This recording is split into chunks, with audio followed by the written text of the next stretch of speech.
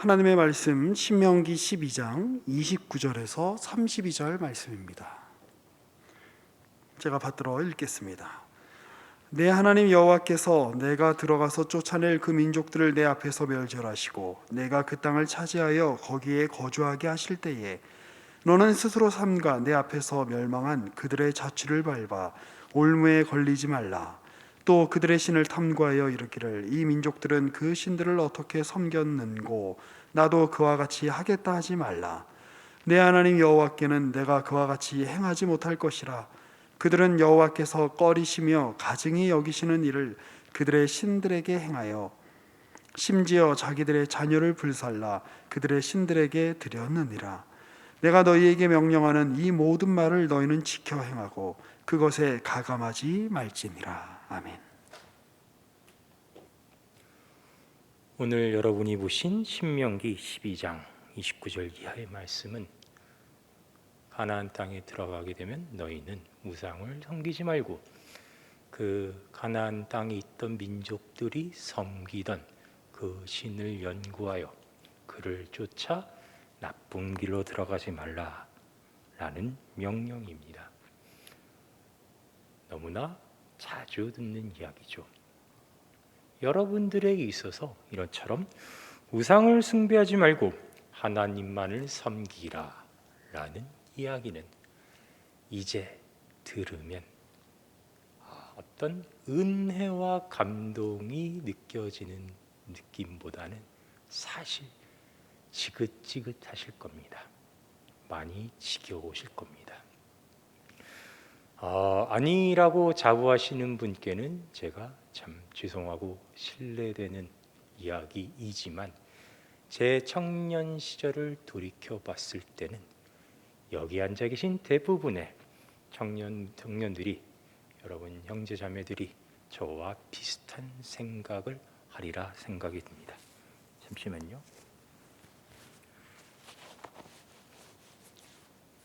왜 우상 숭배를 하지 말란 이야기가 지긋지긋하냐면 첫째, 너무 많이 하기 때문이죠. 특히 성경 구약에 우상을 섬기지 말고 하나님만을 섬기란 말은 정말 귀에 못이 박히도록 듣게 되는 이야기입니다. 신명기 안에서도 이미 여러 번 나왔습니다. 지난주 윤철규 목사님 설교에도 나온 내용입니다.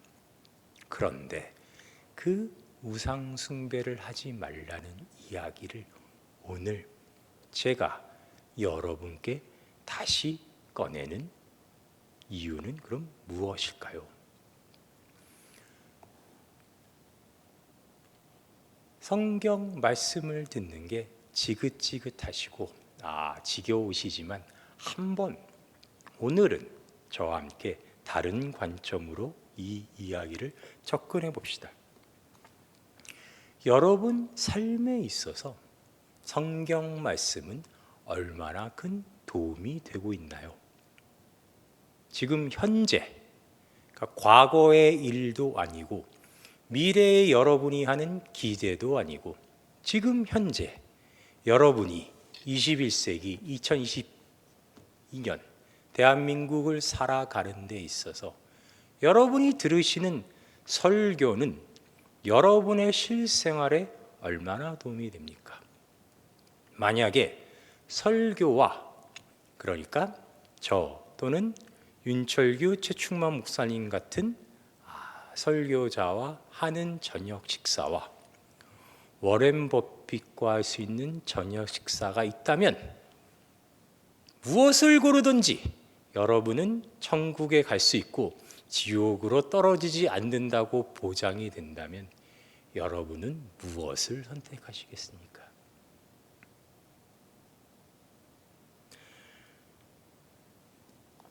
오늘 보신 이 신명기 12장의 말씀을 보면은 굉장히 이해가 안 되는 이야기로 시작이 됩니다. 왜냐하면 지금 이 시기와 장소와 맞지 않는 이야기로 보이기 때문입니다. 이스라엘 백성은 애굽에서부터 여호와 하나님의 강력하고 정말 만군의 여호와로서의 경이로운 놀라운 기적과 그 강력한 힘을 목격해 왔습니다. 그들 앞에 당시 사회에서 가장 잘 나가는 강대국의 왕인 바로도 쓰러졌고, 그들이 가나안에 들어오게 될 때 지금처럼 그들은 정탐꾼을 보내어 감히 덤비지 못하는 사람들이라 했지만, 모세의 약속대로 하나님이 그들을 멸절하는 것도 보게 됩니다. 그러면 그들에게 있어서 하나님은 그 누구와도, 그 어떤 신과도 비교될 수 없는 그런 막강하신 분이라는 게 입증이 됐는데, 그들이 가나안 땅에 들어가서 다른 신을 섬길 까닭이 있겠습니까? 아니면 다른 민족이 어떻게 했는지를 연구하여 그들이 밟은 잘못된 길을 갈 까닭이 있겠습니까? 너무나 상식적인 이야기인데, 너무나 상식적인 이야기를 모세는, 성경은 줄기차게 하고 있단 말이죠. 왜 그럴까요? 그 왜 그러는지에 대해서 오늘은 우리가 그 왜에 대해 살펴보는 시간을 갖도록 해봅시다. 무조건 우상을 섬기지 않는 것에 대해서 나는 자신 있다, 나는 신천지에 빠지지 않을 자신도 있고, 무슬림에 빠지지 않을 자신도 있고, 아무리 자식놈이 공부를 못해도 무당을 찾아가거나 점쟁이를 찾아가지 않을 자신이 있다라는 마인드가 아니라, 왜 우상 숭배에 대해 이렇게 경고를 하는가에 대해서 그 의도를 알아보는 그 방법으로 접근을 해봅시다. 구약 성경 처음 창세기부터 신명기는 모세가 쓴 책입니다. 우리 정통교단은 자유주의 신학자들과 달리 저자를 모세로 보고 있습니다. 그러면 모세가 기록한 기록물 중에, 모세가 이스라엘 백성에게 믿으라고 요구하는 그 모든 믿음의 시작은 사실 여기서부터 출발합니다. 창세기로 가봅시다. 창세기 1장 26절부터 30절. 성경 맨 첫 장입니다. 빨리 찾으셔야 됩니다. 창세기 1장 26절. 하나님이 이르시되 우리의 형상을 따라 우리의 모양대로 우리가 사람을 만들고 그들로 바다의 물고기와 하늘의 새와 가축과 온 땅과 온 땅에 기는 모든 것을 다스리게 하자시고, 하나님이 자기 형상 곧 하나님의 형상대로 사람을 창조하시되 남자와 여자를 창조하시고, 하나님이 그들에게 복을 주시며 하나님이 그들에게 이르시되 생육하고 번성하여 땅에 충만하라, 땅을 정복하라, 바다의 물고기와 하늘의 새와 땅에 움직이는 모든 생물을 다스리라 하시니라.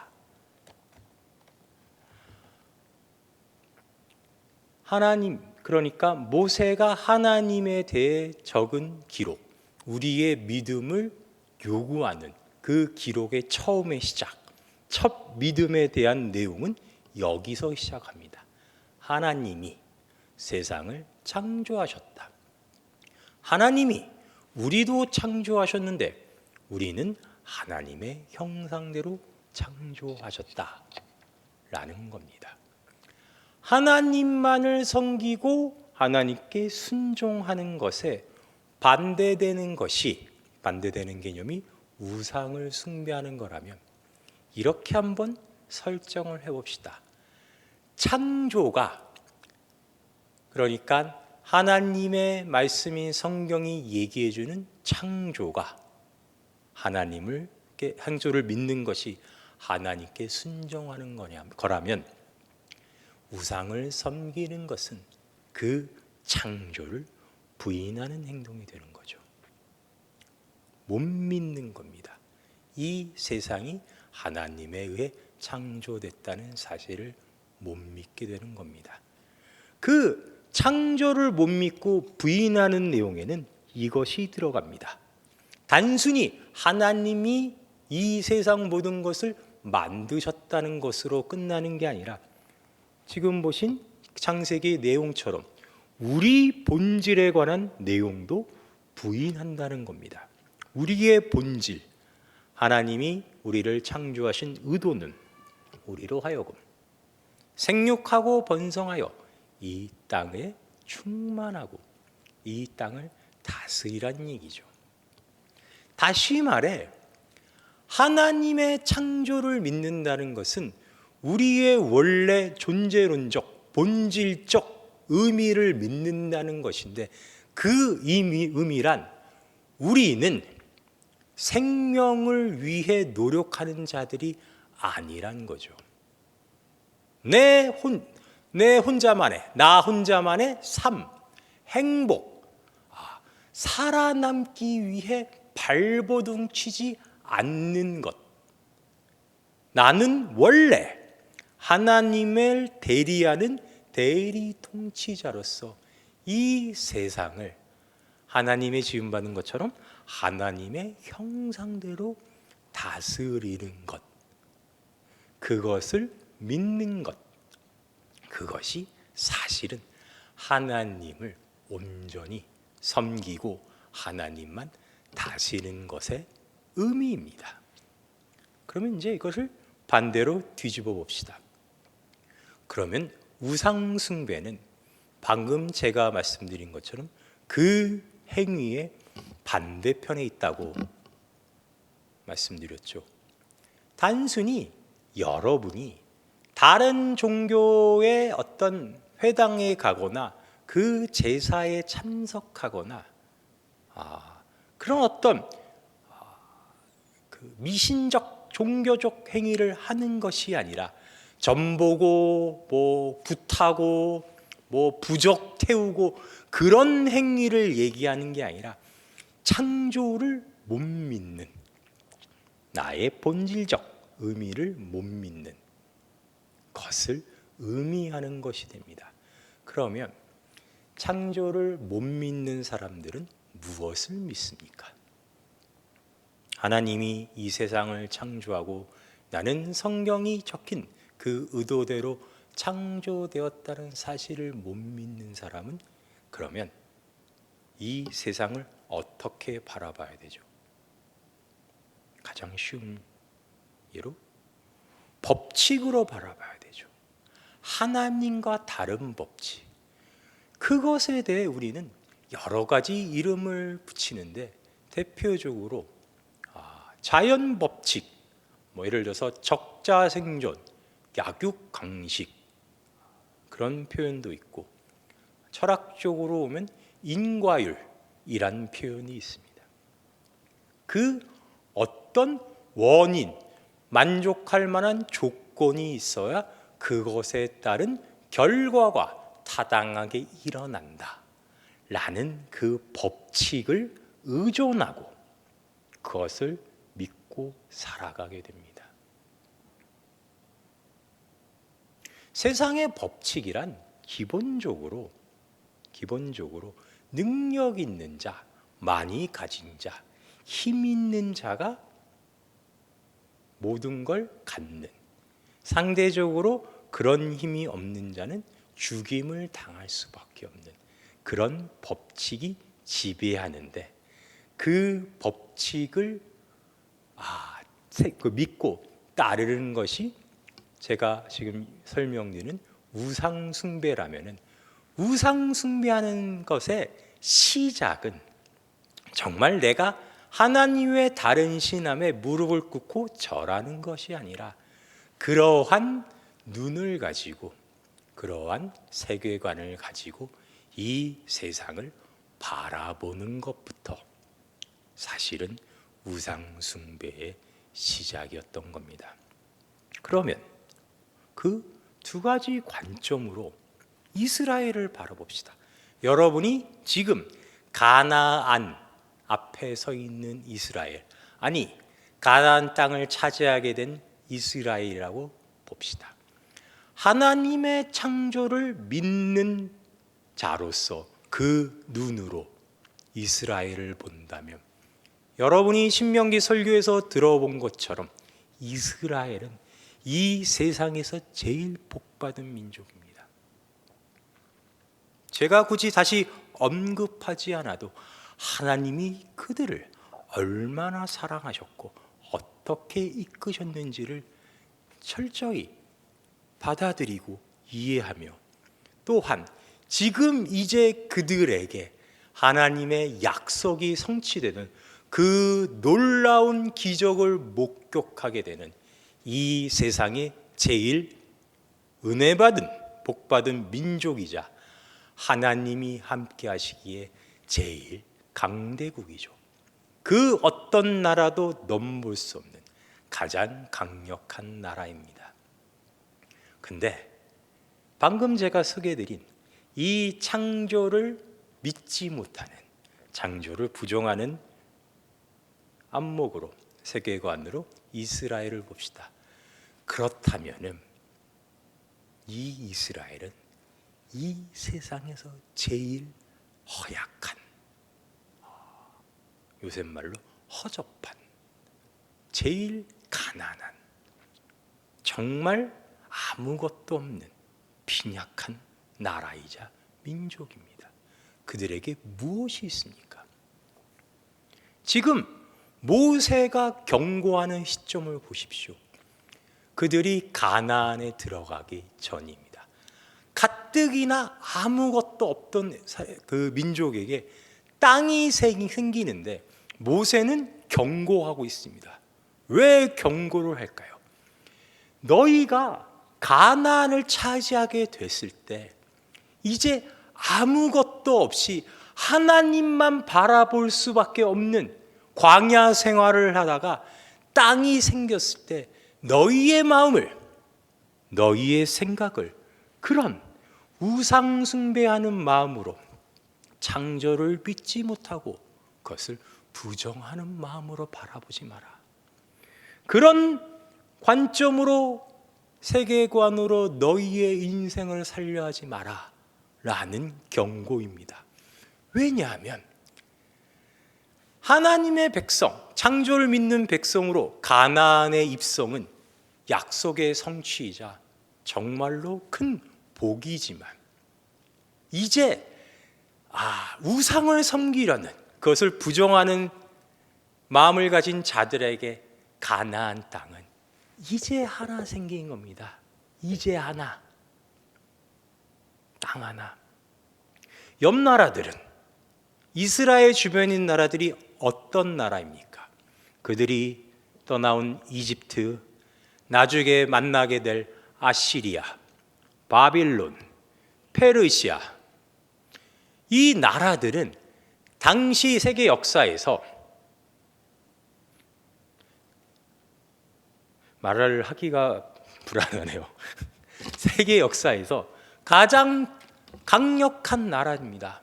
그들은 광대한 영토뿐만 아니라 많은 재물 재화, 강력한 군대, 무엇보다도 살아있는 신으로서 그들을 위해 군림하는 강력한 왕이 있었습니다. 이스라엘 입장에서, 다시 말씀드리지만 창조를 믿지 못하는 입장에서 이제 땅이 하나 있게 된 것은 행복이 아니라, 그러면 더더욱 큰 불안의 시작이 되는 겁니다. 우리가 군대도 없는데, 강력한 왕도 없는데, 재물도 없는데 이 땅을 뺏으러 오면 어떡하지?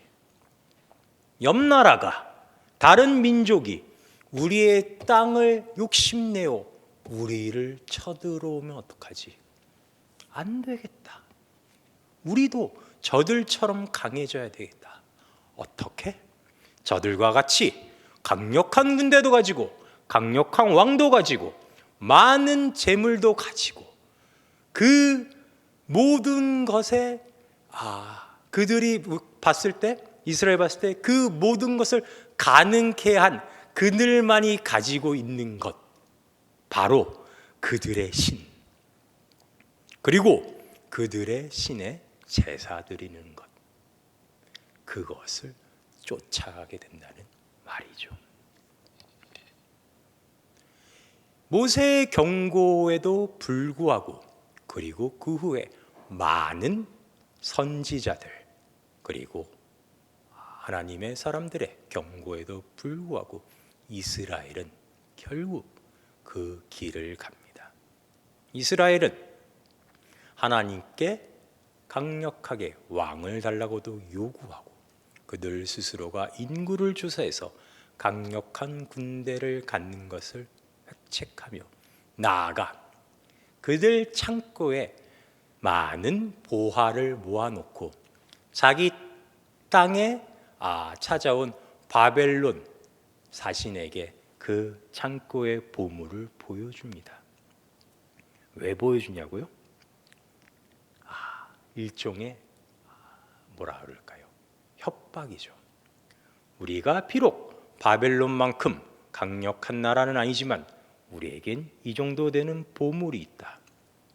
너희가 감히 우리를 쳐들어온다면 우리 그렇게 호락호락 넘어가지 않는다 라는 무언의 일종의 시위인 겁니다. 그리고 그들은 바벨론과도 화친하고 조약을 맺으면서 그걸로는 안 되니까 외교술로 본인들의 안전을 보장하기 위해 당시 바벨론의 라이벌인 이집트와도 애국과도 몰래 동맹을 맺습니다. 그리고 안심합니다. 우리에겐 왕도 있고 군대도 있고 보화도 있고 강대국들과의 맺은 조약도 있으니 이제 우리는 걱정할 게 없다라고 안위합니다. 그런 이스라엘의 결말은 어떻게 됐을까요? 여러분이 잘 아시는 대로 바벨론에 의해 멸망을 당합니다. 그리고 그들은 다 바벨론의 포로로 잡혀가죠. 하나님께서 택한 이스라엘 백성은 그렇게 실패하고 맙니다. 하나님에 대해 믿는 것을, 하나님만 섬기고 우상을 섬기지 않는 것에 대해 결국 실패하여 이제 그들은 멸망을 맞이하는 그런 결과를 갖게 됩니다. 그런데 만약 성경이 하나님의 택한 백성의 역사가 그걸로 끝이었다면 지금 이 자리에 저와 여러분은 나와 있지 않을 겁니다. 그 이야기는 놀랍게도 다음과 같은 전환점을 맞이합니다. 이사야서 41장 8절입니다.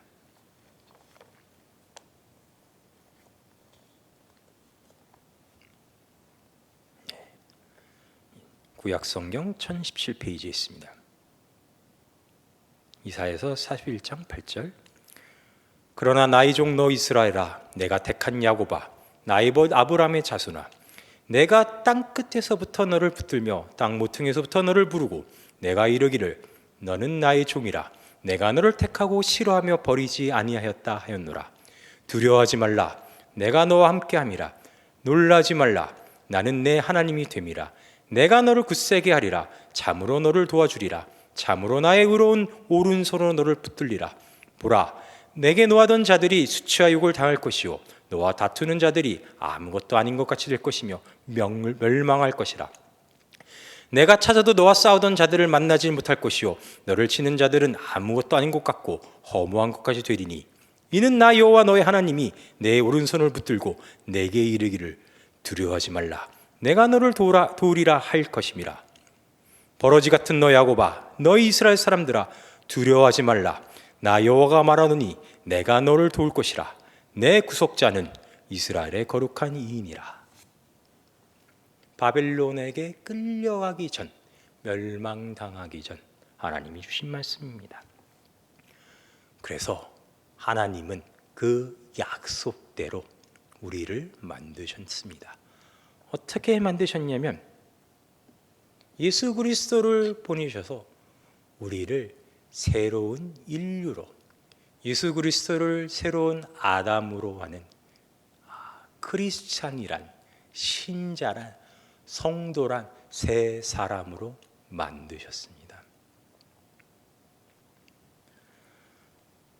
우상을 섬기지 말라고 여러분에게 이런 성경의 메시지를 전하는 것은 여러분께 단순히 오늘 돌아가, 그러니까 모든 미신적인 행위, 교회에서 허용하는 신앙 행위 외에 그 어떤 것도 하지 마라.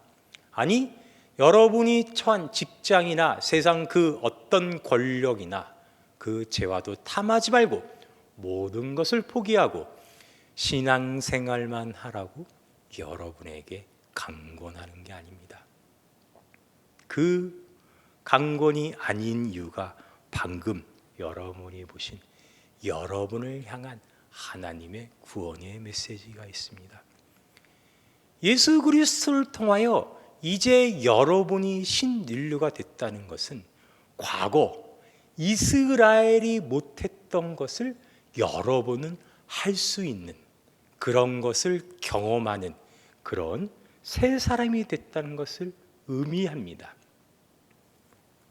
무슨 얘기를 하고 싶냐면은, 하나님에 대한 예수 그리스도를 구주로 믿고 그가 우리를 위해 십자가를 달리셨고 부활하셨다는 믿음이 여러분을 구원에 이르게 했던 것처럼, 지금 여러분의 본질에, 존재에 그 믿음으로 말미암아 여러분이 새로운 사람이 됐음을 여러분은 느끼게 될 거라는 이야기입니다. 좀 말이 어려운가요?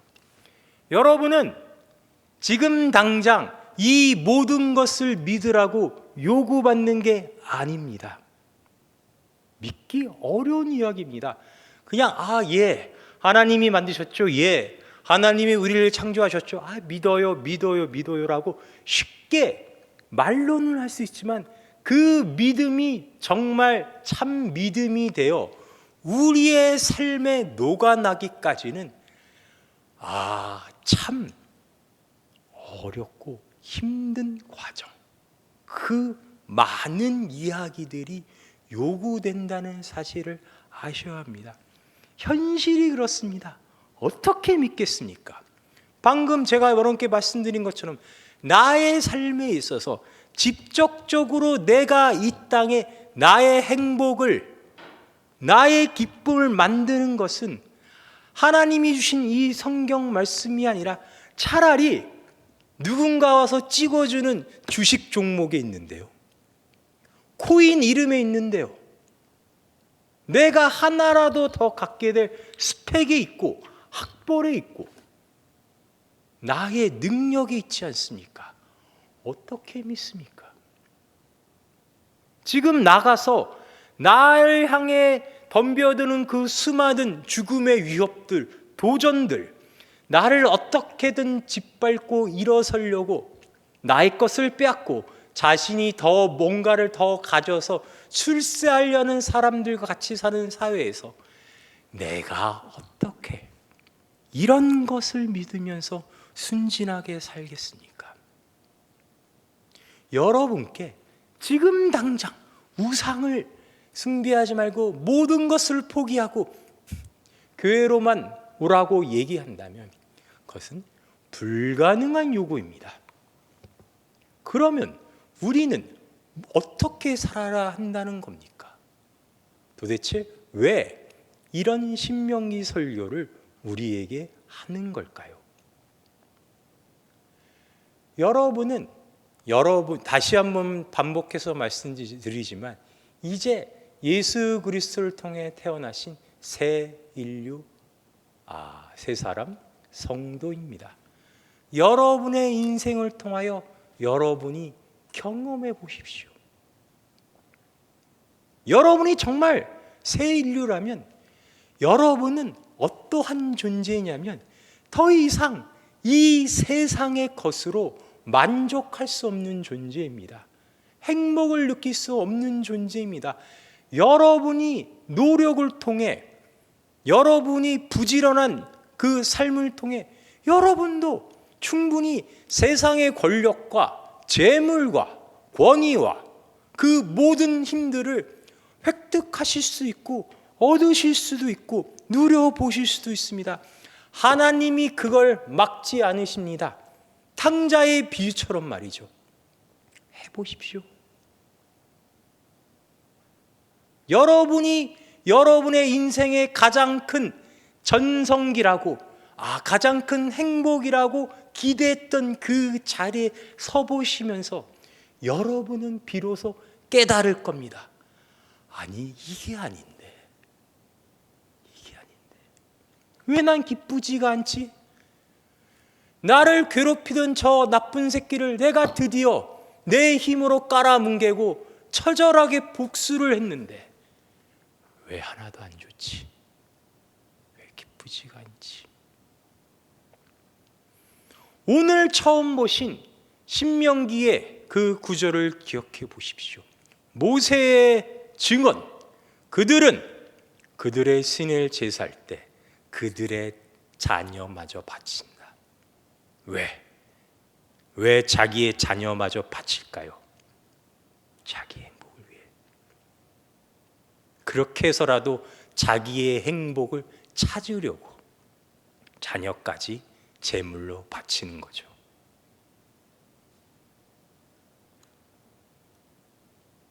여러분이 그러실 수 있을 것 같습니까? 도덕 윤리를 얘기하는 거 아닙니다. 여러분의 새로운 인류로서, 민족으로서 여러분의 정체성을 얘기하는 겁니다. 우리가 이 세상에서 우리의 쉴 곳을 찾을 수 있을 것 같습니까? 그 사실을 여러분이 여러분의 청년에서부터 이제 경험해 가시는 겁니다. 제가 예전에 이스라엘 백성의 이름을 얘기하면서 여러분께 히브리라는 이름의 어원에 대해 설명드린 것을 몇 분은 기억하실 겁니다. 히브리의 어원, 즉 하비루는 이 유랑민족, 방랑민족, 쉽게 얘기해 나그네라는 뜻이었음을 기억하실 겁니다. 여러분이 창조를 믿지 못하고 하나님을 온전히 섬기지 못하고 힘들게 이 세상에 여러분의 행복을 쫓으면서 여러분이 깨닫게 되는 그 진실, 그것은 여러분은 모두 저를 포함하여 이 세상에서 하비루, 나그네라는 것입니다. 우리는 이 땅에 속한 자도 아니요, 우리는 이 땅의 법과 제도의 통치에 속한 자도 아니요, 우리는 이 땅에서 쉴 수 있는 자들은 또 아닙니다. 그래서 우리는 누구나 이 땅에서 나그네, 즉 하비루입니다. 그럼 우리는 어디에 속한 사람입니까? 하늘나라, 아버지의 나라에 속한 사람이죠. 그래서 우리 또한 이스라엘입니다. 우리의 쉴 곳은, 우리가 속한 나라는, 우리가 다스리는 왕은 이 세상에 있지 않기 때문입니다. 여러분은 오늘 예배를 마치고 이 세상을 살면서 제가 약간 안 좋은 얘기하는 것 같아서 마음이 아프지만 사실을 얘기하자면 하나님이 이 세상을 창조했다는 사실을, 우리의 창조의 본질적 의미를 믿지 못하고 다시 또 세상의 것에 기대고 그것을 믿고 그것에 대한 행복 추구로 여러분은 또 노력하시게 될 겁니다. 한 번에 한순간의 결심으로 바뀌는 것이 아니기 때문이죠. 그때 그 상황에서 여러분은 여러분의 진정한 자아, 여러분의 본질을 만나게 될 것입니다. 다시는 그 옛날 가나안 땅 앞에서 이스라엘처럼 하나님을 거부하고 여러분 스스로 멸망의 길로 들어 오늘 보신 것처럼 올무에 걸려 멸망의 길로 차마 가지 못하는 여러분을 발견하게 될 것이고, 그리고 여러분의 참 행복이 무엇인지를 목격하게 될 것입니다. 오늘 일어날 일이 아니고 내일 일어날 일이 아닙니다. 그러나 그것이 여러분의 운명임을 잊지 마시기 바랍니다. 기도하시겠습니다. 하나님 아버지, 은혜를 감사합니다. 우리는 언제나 나의 옳은 것으로, 나의 의로움으로 모든 것을 판단하고 지금도 나의 능력으로 나의 행복을 위해 살고 있다고 착각합니다. 그러나 주님께서 우리의 모든 역사 속에 우리에게 간섭하시고 우리와 함께 동행하셔서 하나님을 순종하는 것이 우리에게 있어서 가장 큰 행복이요, 그것이 진정으로 우리가 누릴 수 있는 참된 안식으로 이끈다는 사실을 우리에게 알려주셨습니다. 우리는 비록 어리석고 믿음이 약한 자들이어서 오늘도 실족하고 내일도 실족하며 그 다음 날에도 어리석은 짓을 반복하게 될 수 있습니다. 그러나 그럼에도 불구하고 우리가 이렇게 하나님께 기도드리면 우리는 비록 그렇게 실족하는 존재이지만 하나님은 그럼에도 우리를 포기하지 않으시는 우리의 하나님을 민심을 믿기 때문입니다. 그러하신 하나님의 열심으로 말미암아 비록 오늘 우리에게는 미랄 씨보다도 겨자 씨보다도 작은 믿음도 없지만 우리에게 언젠가는 하나님께서 약속하신 그 모든 것에 대한 믿음으로 충만한 그런 하나님의 자녀로서 성장해 나갈 것을 믿습니다. 하나님의 기뻐하심이, 하나님의 의로우심이 우리의 행복이요 우리의 의로움임을 깨닫는 그날이 올 것임을 믿습니다. 우리의 믿음 없음을 주께서 도와주시옵소서. 예수님의 이름으로 기도했습니다.